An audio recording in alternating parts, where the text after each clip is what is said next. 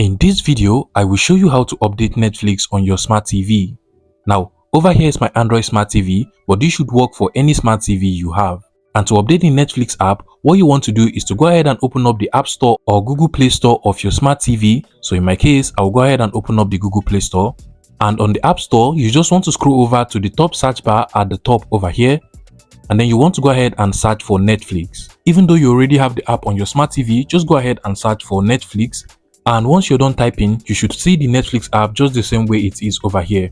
And if there is actually any update that is available for the Netflix app on your smart TV, you should see the update button here. Else, you're going to just see the option to open it up because the app is already on your smart TV. Now, in my case, the Netflix app has not been updated. So what I will just do is to go ahead and click on update.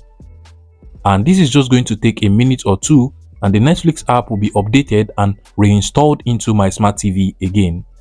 And once the Netflix app is updated, you should see the open button just like this. And what you just want to do is to go ahead and click on open. And now we have successfully updated the Netflix app on our smart TV.